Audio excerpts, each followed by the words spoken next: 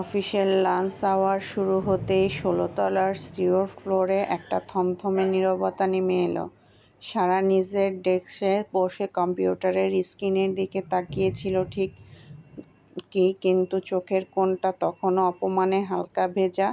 সকালবেলা মিস্টার আদিবের সামনে কায়ান যেভাবে তাকে অপেশাদার বলে ধমক দিল, সেই আঘাতটা সে কিছুতেই মেনে নিতে পারছিল না। গত পরশু যে মানুষটা তার ছোট্ট ফ্ল্যাটে এসে এক ফালি শান্তির আলো খুঁজে পাওয়ার দাবি করেছিল, সে আজ অফিসের চেনা চার দেয়ালে ফিরতেই এত নিষ্ঠুর কীভাবে হয়ে গেল। ঠিক দুপুর ১:৩০ নাগাদ অনিক আর তিথি একসাথে সারার সামনে এসে দাঁড়ালো। সারাকে ওভাবে মনমরা হয়ে বসে থাকতে দেখে তিথির চোখে মুখে উদ্বেগ ফুটে উঠল। তিথি সারার টেবিলের ওপর ২ হাত রেখেই নিচু গলায় জিজ্ঞেস করলো, "কী রে সারা, তুই এভাবে মুখ কালো করে বসে আছিস কেন? কি হয়েছে তোর? শরীর খারাপ নাকি রে?"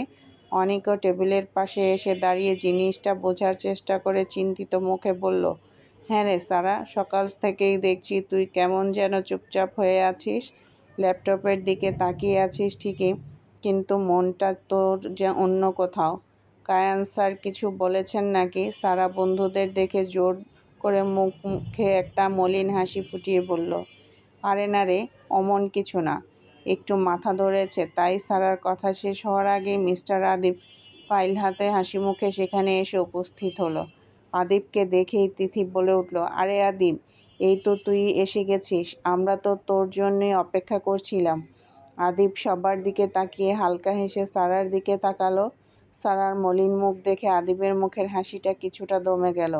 সে বেশ অপরাধ বোধ মেশানো গলায় অনিক আর তিথিকে বলল, "আসলে তোরা সারাকে জিজ্ঞেস করে লাভ নেই, সারার মন খারাপের কারণটা আমি।" তিথি অবাক হয়ে আদিবের দিকে তাকিয়ে বলল, "মানে, তুই আবার কি করলি আদিব?" আদিব একটা দীর্ঘশ্বাস ফেলে বলল, "আরে সকালবেলা আমি অনেক দিন পর অফিসে জয়েন করলাম তো, তাই সারার তো পরিচয় ছিল না। তাই পরিচিত হতে ডেস্কে এসে একটু গল্প করছিলাম আমার সিলেটের দিনগুলোর কথা, মায়ের অসুস্থতার কথা বলছিলাম।" সারাও খুব সহজভাবে কথা বলছিল, কিন্তু ঠিক তখনই কায়ান স্যার চলে এলেন। আমাদের ওভাবে কথা বলতে দেখে স্যার সারার উপর ভীষণ রেগে গেলেন। সবার সামনে সারাকে বললেন যে এটা অফিস, আড্ডাবাজি করার জায়গা নয়। উনি সারাকে বেশ কড়াভাবে প্রফেশনালিজম নিয়ে কথা শুনিয়েছেন। আসলে আমার জন্যই সকালবেলা সারাকে স্যারের অমন ধমক খেতে হলো। আদিবের মুখে সকালের পুরো ঘটনা শুনে তিথির চোখ মুখ রাগে রিরি করে উঠল। সে উম্মা ভরা গলায় বলল, "বলিস কি আদিব, স্যার সামান্য এই কারণে তোকে আর সারাকে এভাবে সবার সামনে শোনালেন?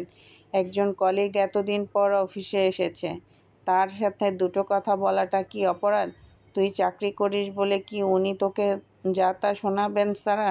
উনি মানুষটা কাজের জায়গায় যতই জিনিয়াস হন না কেন, ওনার এই রূপটা কিন্তু সত্যিই অদ্ভুত।" অনেক তিথিকে একটু থামিয়ে দিয়ে ফিসফিস করে বলল, "তিথি, একটু আস্তে বলো, এটা সিওর ফ্লোর।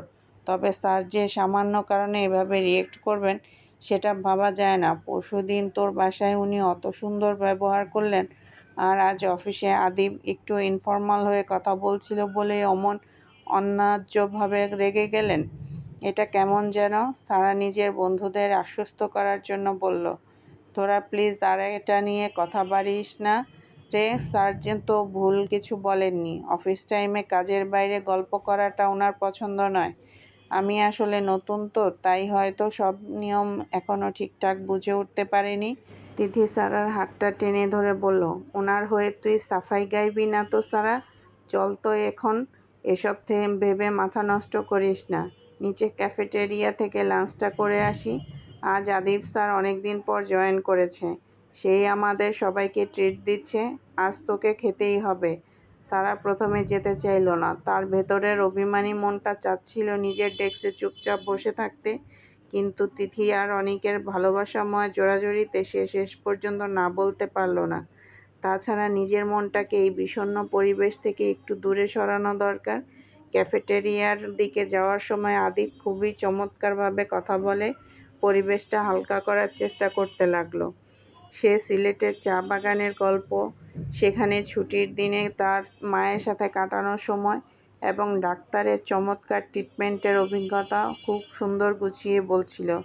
তিথি আর অনিকের সাথে তাল মিলিয়ে সারাও আদিবের কথায় মৃদু মৃদু হাসছিল। বন্ধুদের সাথে এই তুই তোকারি আর আদিবের সহজ রসিকতার সারার মন থেকে সকলের সেই মেঘটা আস্তে আস্তে কেটে যেতে লাগলো। আনন্দঘন এই পরিবেশের মাঝেই তারা ক্যাফেটেরিয়ার একটা টেবিলে ঘিরে বসল। কিন্তু তারা কেউই জানতো না ক্যাফেটেরিয়ার ঠিক ওপরের তলার ভিআইপি লাউঞ্জের কাচের দেয়াল ঘেঁষে একজন দাঁড়িয়ে আছে, কায়ান কাবির কায়ান। দুপুরের লাঞ্চের জন্য সে লাউঞ্জে এসেছিল, কিন্তু তার প্লেটের খাবারগুলো প্রায় অস্পৃশ্যই রয়ে গেছে। তার ডান হাতটা পকেটে গোঁজা, আর বাঁ হাতে কফির মগটা সে এতটা শক্ত করে ধরে আছে যে তার আকাশের মতো নীল শিরার আঙুলের গিঁটগুলো সাদা হয়ে গেছে। তার তীক্ষ্ণ চোখ দুটো নিচের তলার সেই নির্দিষ্ট টেরিলটার উপর স্থির হয়ে আছে, যেখানে সারা বসে আছে। কায়ান ওপর থেকে স্পষ্ট দেখছিল সারা শুধু আদিবের সাথে লাঞ্চ করছে না, সে বেশ মাথা ঝুঁকিয়ে আদিবের কোনো একটা কথা শুনে হাসছে। সে হাসির আলো সে পরশুদিন সারার ছোট্ট ফ্ল্যাটে দেখছিল, আর সেই একই হাসি সারা বিলিয়ে দিচ্ছে অন্য একটা ছেলের সামনে। কায়ানের বুকের ভেতরটা এক অদ্ভুত তীব্র যন্ত্রণায় ফেটে উঠল। এই অনুভূতিটার নাম যে ঈর্ষা, তা তার কর্পোরেট মস্তিষ্ক স্বীকার করতে না চাইলেও তার অবচেতন মন খুব ভালো করেই জানত। সে নিজেকে জিজ্ঞেস করল, কেন সারাকে অন্য কারোর সাথে দেখলে আমার এত কষ্ট হচ্ছে? ও তো শুধু আমার পিএ, ওর জীবনের সাথে আমার কী সম্পর্ক? কিন্তু তখনই তার মনে ভেসে উঠল 4 বছরের ছোট্ট রিদানের মুখটা, যে অবলীলায় তাকে জড়িয়ে ধরেছিল। মনে পড়ে গেল সারার সেই অভিমানী চোখ দুটো। কায়ান বুঝতে পারল সে সারার ওপর নিজের একচ্ছত্র অধিকার প্রতিষ্ঠাতা করতে চায়। সারার জীবনের সমস্ত আলো, সমস্ত হাসি যেন শুধু তাকে আর রিদানের উপস্থিতিকেই কেন্দ্র করে আবর্তিত হচ্ছে। এই পজেসিভ ইচ্ছাটা কায়ানের মতো একজন আত্মনিয়ন্ত্রিত মানুষকে ভেতরে ভেতরে পাগল করে তুলছিল। কিন্তু পর মুহূর্তেই এই ভাবনাগুলো থেকে বেরিয়ে আসলো যে ভাবনার কোনো মানে নেই, সেই ভাবনার কোনো দরকার নেই, এই অমূল্যহীন ভাবনার। রায়ান কাবির কায়ানের জীবনে কোনো অস্তিত্ব নেই, নেই, নেই। সে এই কফির মগটা টেবিলের ওপর জোরে নামিয়ে রেখে ধীর পায়ে লাউঞ্জ থেকে বেরিয়ে নিজের কেবিনের দিকে রওনা হলো। তার চোয়াল শক্ত, চোখে এক অদ্ভুত হিংস্র জেদ। লাঞ্চ শেষ করে সারা যখন 16 তলার নিজের ডেস্কে ফিরে এলো, তখন তার মনটা কিছুটা হালকা। সে চেয়ারে বসতেই দেখল তার টেবিলের ওপর একটা অফিসিয়াল মেমো রাখা। মেমোটা পাঠিয়েছেন স্বয়ং সিও। সারা মেমোটা খুলে দেখল আজ বিকেল 4টা কায়ান গ্রুপের নতুন রিসোর্ট প্রজেক্টের একটা জরুরি প্রেজেন্টেশন আছে, এবং সিও নির্দেশ দিয়েছেন যে পিও হিসেবে সারাকে সেই মিটিংয়ের সমস্ত মিনিটস এবং নোটস লাইভ রেকর্ড করতে হবে। আর এই প্রজেক্টের প্রধান বক্তা হচ্ছেন মিস্টার আদিব আহমেদ। ঠিক বিকেল 4টার বোর্ডের কনফারেন্স রুমে মিটিং শুরু হলো। বিশাল ডিম্বাকৃতির টেবিলের প্রধান চেয়ারটায় বসে আছে কায়ান। তার চোখে সেই চেনা চশমা, পরনে ডার্ক গ্রে রঙের ব্লেজার, তার পুরো অবয়বে এক গম্ভীর রাজকীয় ভাব। টেবিলের দুই পাশে বসে আছেন কায়ান গ্রুপের উচ্চপদস্থ কর্মকর্তারা, যার মধ্যে অনেকেও আছে। সারা টেবিলের এক কোণায় নিজের ল্যাপটপ নিয়ে বসেছে নোট নেওয়ার জন্য। আদিব প্রজেক্টের সামনে দাঁড়িয়ে খুব নিখুঁত এবং পেশাদারভাবে সিলেটের রিসোর্ট প্রজেক্টের প্রেজেন্টেশন দিতে শুরু করলো। তার কাজের দক্ষতা এবং কথা বলার শৈলী সত্যিই প্রশংসনীয়। বোর্ডের অন্য মেম্বাররা আদিবের আইডিয়া শুনে বেশ মুগ্ধ হয়ে মাথা নাড়ছিলেন। আদিব কথা বলার মাঝে মাঝেই সারার দিকে তাকিয়ে একটা প্রফেশনাল স্মাইল দিচ্ছিল, যেন সারা নোটগুলো ঠিকঠাক নিতে পারছে কিনা তা নিশ্চিত করা। সারাও বিনীতভাবে মাথা নেড়ে সায় দিচ্ছিল। তারা দুজনেই খেয়াল করেনি টেবিলের প্রধান আসনে বসা মানুষটার চোখ ফাইলে বা প্রজেক্টের স্ক্রিনে ছিল না। কায়ানের পুরো মনোযোগ ছিল আদিব আর সারার এই নীরব ইশারা ইঙ্গিতের ওপর। আদিব যখনই সারার দিকে তাকাচ্ছিল, কায়ানের হাতের কলমটা তার ডায়েরির পাতায় গভীর দাগ কেটে বসছিল। তার মনে হচ্ছিল আদিব ইচ্ছা করে সারার সামনে নিজের কৃতিত্ব জাহির করার চেষ্টা করছে। Stop it, mister Adib. হঠাৎ করে কায়ানের গম্ভীর গমগমে কণ্ঠস্বরে পুরো কনফারেন্স রুমে পিনপতন নীরবতা নেমে এলো। প্রজেক্টরের আলোয় আদিব থতমত খেয়ে গেল, থামল। কায়ান চশমা নাক থেকে একটু নামিয়ে আদিবের দিকে অত্যন্ত ঠান্ডা কিন্তু বিপজ্জনক দৃষ্টিতে তাকিয়ে বলল, আপনার এই সিলেটের রিসোর্ট প্রজেক্টের থিমটা খুব চাইল্ডিশ। কায়ান গ্রুপ কোনো লোকাল অ্যামিউজমেন্ট পার্ক বানাচ্ছে না, আমরা একটা ইন্টারন্যাশনাল লাক্সারি রিসোর্ট বানাচ্ছি। আপনি যে ল্যান্ডস্কেপি এবং কটেজের ডিজাইন দেখিয়েছেন তা অত্যন্ত সাধারণ। এই প্রজেক্টের পেছনে কোম্পানি শত কোটি টাকা ইনভেস্ট করেছে। আমি এই ধরনের ফালতু ডিজাইন অ্যাপ্রুভ করব না। কায়ানের এই আচমকা এবং অত্যন্ত কঠোর সমালোচনা শুনে পুরো রুমের কর্তারা স্তব্ধ হয়ে গেলেন। আদিব একজন অত্যন্ত নামী আর্কিটেক্ট এবং ডিজাইনার। তার কাজকে এভাবে ফালতু বলাটা এক প্রকার চরম অপমান। আদিবের ফর্সা মুখটা মুহূর্তে লাল হয়ে উঠল, কিন্তু সে বসের সামনে নিজেকে সংযত রেখে বলল, আই অ্যাম সরি স্যার, কিন্তু এই ডিজাইনটা ক্লায়েন্টদের রিকোয়ারমেন্ট অনুযায়ী। আমি কোম্পানির সিইও মিস্টার আদিব। ক্লায়েন্ট কী চায় তার চেয়ে বড় কথা কায়ান গ্রুপের স্ট্যান্ডার্ড কী ডিমান্ড করে। কায়ান ফাইলটা জোরে বন্ধ করে টেবিলের উপর ছুঁড়ে দিল। আগামী 3 দিনের মধ্যে পুরো প্রজেক্টের ডিজাইন স্কেচ থেকে নতুন করে রিডিজাইন করে আমার টেবিলে জমা দেবেন। Otherwise I will hand over this project to someone else. Meeting is adjourned. কায়ান বসা থেকে উঠে এক মুহূর্ত না দাঁড়িয়ে হনহন করে রুম থেকে বেরিয়ে গেল। কনফারেন্স রুমের সবাই তখন এক এক করে নিস্তব্ধ মুখে বেরিয়ে যাচ্ছেন। আদিব একটা দীর্ঘশ্বাস ফেলে প্রজেক্টের ল্যাপটপটা বন্ধ করতে লাগলো। অনিক আদিবের পিঠে হাত রেখে শান্ত গলায় বলল, মন খারাপ করিস না আদিব, স্যার হয়তো আজ কোনো কারণে খুব স্ট্রেস ছিলেন। সারা নিজের ল্যাপটপটা ব্যাগে ভরতে ভরতে আদিবের মলিন মুখের দিকে তাকালো।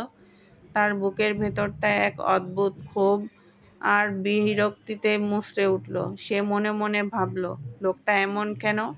এত কষ্ট করে একটা মানুষ দিনরাত এক করে প্রেজেন্টেশন রেডি করলো, এত সুন্দর করে সারার সামনে সেটা প্রেজেন্ট করছিল, অথচ লোকটা কী করলো? একটু বেশি করে ফেললো না? এত বদমেজাজি, গম্ভীর আর অহংকারী একটা মানুষ সামান্য কারণে এভাবে একটা ভালো প্রজেক্ট বাতিল করে দিল। কায়ানের এমন খামখেয়ালি আর রূঢ় আচরণে সারা মনে মনে তীব্র ক্ষুব্ধ ও বিস্মিত হলো। বিকেলে 5:30 অফিসের অন্য কর্মচারীরা আস্তে আস্তে বিদায় নিচ্ছেন। সিও ফ্লোরটা প্রায় ফাঁকা হয়ে এসেছে। সারা নিজের ডেস্কে বসে বিকেলের মিটিংয়ের ফাইলগুলো গুছিয়ে নিয়ে একটা দীর্ঘশ্বাস ফেলল। সে কায়ানের কেবিনের বন্ধ দরজার দিকে তাকালো। আজ আর সে কায়ানের সাথে কোনো কথা না বলে সোজা বসায় চলে যেতে চাইল। কায়ানের এই খামখেয়ালি আর বদমেজাজ সহ করার কোনো ইচ্ছে আজ তার নেই। সে ব্যাগটা কাঁধে নিয়ে যেমনই লিফটের দিকে এগোবে ঠিক তখনই ইন্টারকমটা বেজে উঠল। স্ক্রিনে সিওর কেবিনের নাম্বারটা ভেসে উঠতেই সারার হাতটা থমকে গেল। সে রিসিভারটা কানে তুলতে ওপাশ থেকে কায়ানের সেই ভারী গম্ভীর কণ্ঠস্বর শোনা গেল, মিস সারা, ফাইলগুলো টেবিলে রেখে একবার ভেতরে আসুন। সারা একটা গভীর শ্বাস নিয়ে নিজেকে শান্ত করল। একজন এমপ্লয়ি হিসেবে বসের ডাক সে উপেক্ষা করতে পারে না। সে ধীর পায়ে গিয়ে কায়ানের কেবিনের দরজার হালকা নক করে ভেতরে ঢুকল। কেবিনের ভেতরটা আজ এক অদ্ভুত থমথমে নীরবতায় ডুবে আছে। কায়ান তখন আর তার ডার্ক গ্রে ব্লেজারটা খুলে চেয়ারের পেছনে রেখেছে। শার্টের হাতাটা কোনোই পর্যন্ত গুটিয়ে সে জানালার বাইরে কুমোট আকাশের দিকে তাকিয়ে আছে। সারার প্রবেশের শব্দ পেয়ে সে ধীর পায়ে ঘুরে দাঁড়ালো। চশমার আড়ালে তার চোখ দুটো তখনও এক অবাধ্য জেদে জ্বলছে। সারা টেবিলের ওপাশে অত্যন্ত শালীন ও পেশাদার দূরত্ব বজায় রেখে দাঁড়ালো। সে কায়ানের দিকে সরাসরি না তাকিয়ে চোখ দুটো কিছুটা নিচু করে অত্যন্ত শান্ত এবং সংযত গলায় বলল, স্যার, সিলেটের প্রজেক্টের মিনিটসগুলো আমি ল্যাপটপে ড্রাফট করে রেখেছি। কাল সকালে আপনাকে ফাইনাল কপিটা দিয়ে দেব। আর কোনো কাজ আছে স্যার? না হলে আমি আজ একটু তাড়াতাড়ি বের হতাম। কায়ান সিগারেটের শেষ অংশটা অ্যাশট্রেতে চিপে নিভিয়ে দিল। সে ধীর পায়ে টেবিলটা ঘুরে এসে সারার একদম মুখোমুখি দাঁড়ালো। তার লম্বা অভয়ের ছায়া সারার ওপর পড়তে সারা এক কদম পিছিয়ে গেল। কায়ানের এই হুট করে কাছে চলে আসা এবং তার চোখ মুখে মেঘলা ভাব দেখে সারা মনে মনে কিছুটা অস্বস্তি বোধ করতে লাগলো। লোকটা প্রতিদিন এক রকম আচরণ করে, তাকে বোঝা সত্যিই দায়। কায়ান সারার মুখের দিকে কিছুক্ষণ তীব্র দৃষ্টিতে তাকিয়ে রইল, যেন সে সারার ভেতরের জমে থাকা ক্ষোভটা পড়ার চেষ্টা করছে। সে নিচু বরফ শীতল গলায় জিজ্ঞেস করল, আজ কনফারেন্স রুমে যা হলো তা নিয়ে আপনার মুখ দেখেই বোঝা যাচ্ছে মিস সারা, আপনি কোম্পানির সিওর সিদ্ধান্তের উপর মনে মনে ভীষণ ক্ষুব্ধ এবং বিরক্ত। সারা নিজেকে শক্ত করল। সে নিজের অবস্থানটা খুব ভালো করেই জানে। সে চোখ দুটো নিচু রেখেই অত্যন্ত ধীর ও স্পষ্ট গলায় বলল, আমি কোম্পানির একজন সামান্য পিএ মাত্র স্যার। সিও হিসেবে আপনি কোন প্রজেক্ট রাখবেন আর কোনটা বাতিল করবেন তা নিয়ে মন্তব্য করার কোনো অধিকার বা যোগ্যতা আমার নেই। আপনি যা ভালো মনে করেছেন তাই করেছেন। আমার ড্রাফট করা ফাইলটা টেবিলে রাখা আছে স্যার, আসি। সারার এই অতিরিক্ত পেশাদার দূরত্ব এবং নিজেকে গুটিয়ে নেওয়ার চেনা দেয়ালটা কায়ানের ভেতরের সমস্ত অস্থিরতাটাকে আরও বাড়িয়ে দিল। সে সারার দিকে আরেক কদম এগিয়ে এসে অত্যন্ত নিচু কিন্তু এক গভীর তীব্র গলায় বলে উঠল, অধিকার আপনার নেই, নাকি আপনি নিজেই কোনো অধিকার রাখতে চান না মিস সারা? আজ দুপুরের ক্যাফেটেরিয়ায় যাকে দেখেছিলাম সে তো এত মেপে এত দূরত্ব রেখে কথা বলছিল না। সেখানে তো আপনার বেশ প্রাণখোলা হাসি দেখেছিলাম। আর আমার কেবিনে আসতেই আপনি এতটা যান্ত্রিক হয়ে গেলেন। কায়ানের এই আচমকা কথায় সারার পুরো শরীর যেন জমে বরফ হয়ে গেল। তার কান দুটো ভোঁ করতে লাগলো। কায়ান যে ওপর থেকে ক্যাফেটেরিয়ায় তাদের লাঞ্চের দৃশ্য নোটিশ করেছে এবং সেই ক্ষোভেই কনফারেন্স রুমে আদিবের ওপর অমন চটে গেছে, এই সূক্ষ্ম ইঙ্গিতটা সারার মনে এক তীব্র ওলটপালট সৃষ্টি করল। কায়ানের চশমার আড়ালে থাকা চোখের দুটো দিকে তাকাতে সারার মনে হলো সেখানে স্পষ্ট লেখা আছে এক তীব্র অবাধ্য এবং ব্যাকুল অধিকারবোধ, যা এই কঠিন মানুষটি নিজের প্রফেশনাল খোলসের আড়ালে চেপে রাখার আপ্রাণ চেষ্টা করছে। কিন্তু এটা সত্যতা কতটুকু, কেনই বা এমন করছে লোকটা? সারা স্তব্ধ হয়ে এক মুহূর্ত কায়ানের দিকে তাকিয়ে রইল। এই কঠিন পাথরের মতো মানুষটার চোখের এই অদ্ভুত চাউনি সে আর সহ্য করতে পারল না। তার মনে হলো তার পায়ের নিচের মাটিরা দুলছে। সে আর এক মুহূর্ত সেখানে না দাঁড়িয়ে নিজের ব্যাগটা বুকে চেপে ধরে কেবিন থেকে প্রায় ছুটে বেরিয়ে গেল।